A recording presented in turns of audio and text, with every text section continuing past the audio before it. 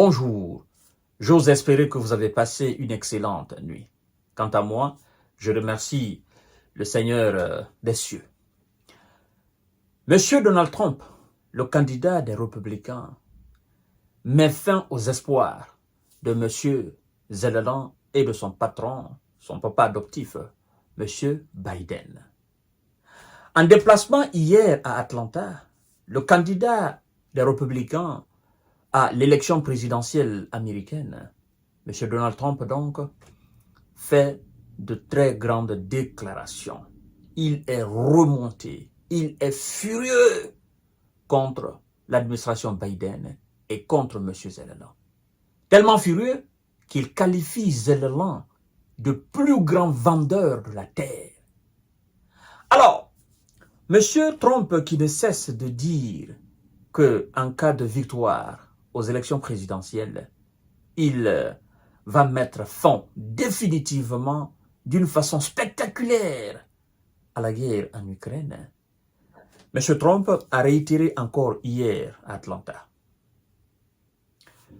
Dès que je suis élu, je mettrai fin à cette guerre et je retirerai les États-Unis de cette situation ukrainienne. Notre pays est coincé dans cette guerre en Ukraine. Et tenez-vous bien, je mettrai fin aussi au chaos au Moyen-Orient.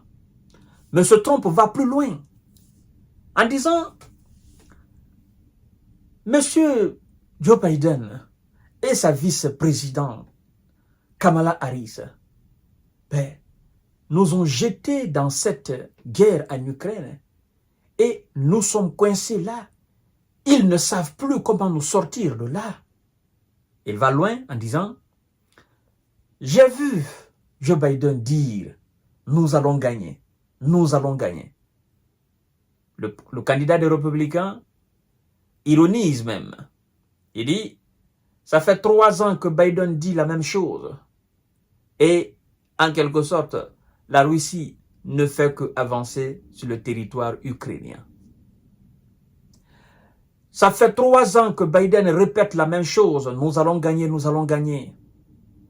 Il a dit sur la tribune de l'ONU, oui, mais concrètement, qu'est-ce qu'il apporte sur le terrain?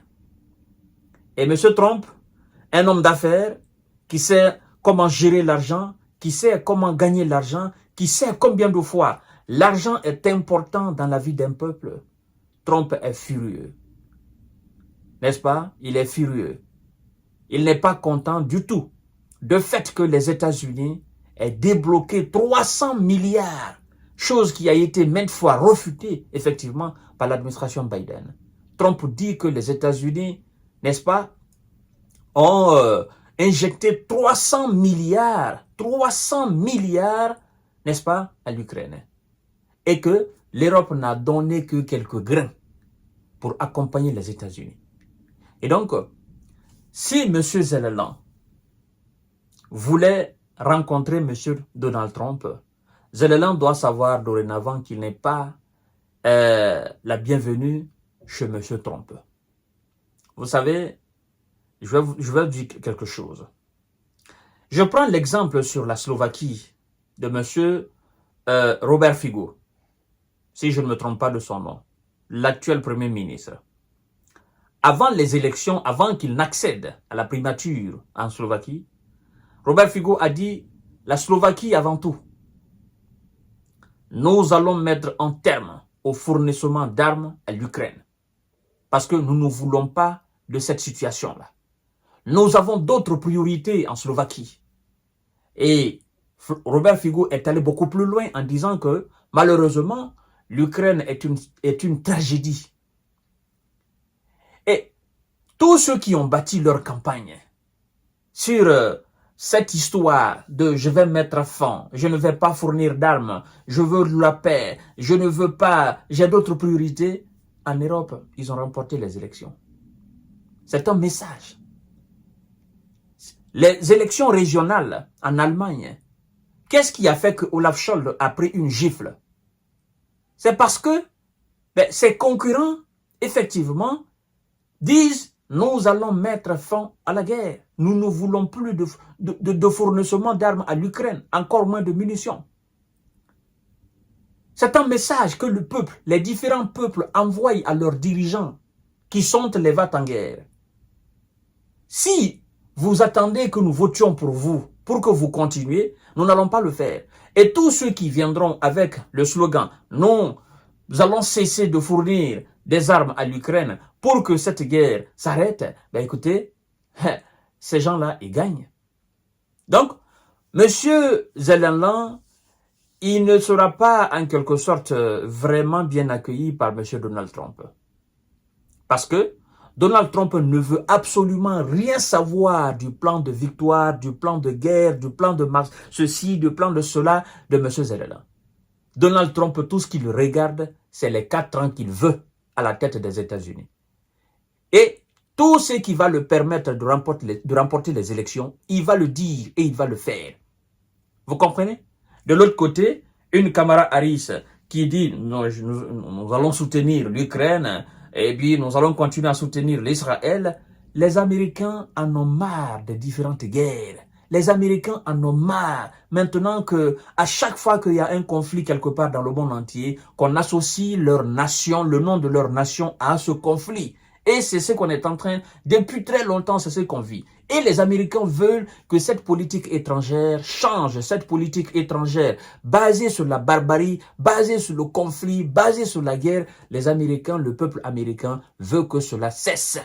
Le peuple américain en a marre de s'asseoir devant leur télé et d'entendre que c'est les États-Unis qui soutiennent l'Ukraine, c'est les États-Unis qui soutiennent tel, c'est les États-Unis qui soutiennent l'Israël. Le peuple américain en a marre de ça. Je ne parle pas de ces privilégiés qui sont quelque part dans les bureaux et qui tirent profit de cette situation parce que eux, ils ont la main, n'est-ce pas, dans la même assiette que le patron de la Maison Blanche. Je ne parle pas de, je parle du citoyen lambda, du citoyen qui réfléchit, qui se lève le matin, n'est-ce pas, qui dorlote son enfant, qui fait un bisou, hein, qui chérit sa femme, qui aime sa famille. Je parle de ce citoyen qui ne veut pas voir d'autres familles ailleurs dans le monde se faire détruire à cause de la politique étrangère meurtrière des États-Unis. Je parle de ce citoyen américain. Je ne parle pas de ceux qui sont avec M. Biden. Et donc, M. Donald Trump veut à coup sûr jouer sur ce fil conducteur. Je vais mettre fin.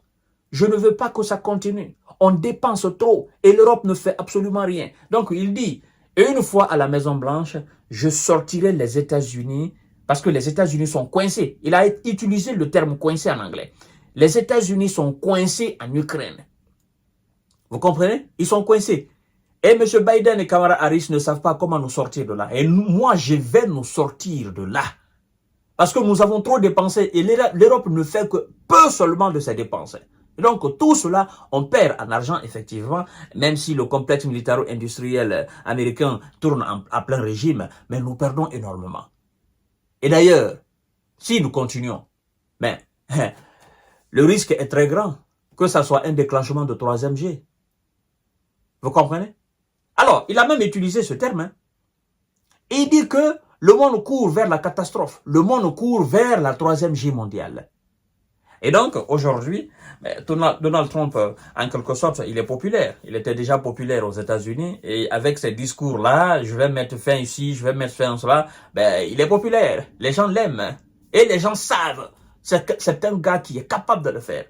Il va le faire d'ailleurs. Une fois à la Maison-Blanche, il va le faire. On sait, c'est un gars qui est carré. C'est quelqu'un qui ne tourne pas autour du pot. Il est franc, il va direct. Lui, c'est un homme d'affaires, tic au tac. Donc, M. Zelensky, là, il est vraiment en mauvaise posture. Parce que là, en fait, il a dit, je vais rencontrer M. Biden, je vais rencontrer Kamala Harris, je vais rencontrer M. Donald Trump. Et Donald Trump ne veut rien savoir de son plan. C'est ça surtout. Il veut rien savoir de son plan. Et Donald Trump va remporter les élections aux États-Unis. Mesdames et messieurs. Ça, c'est clair et net. Voilà un peu ce que Donald Trump a déclaré hier à Atlanta. Je vous donne rendez-vous tout à l'heure pour notre série d'informations de décortiquage. Merci beaucoup et vive la paix dans le monde.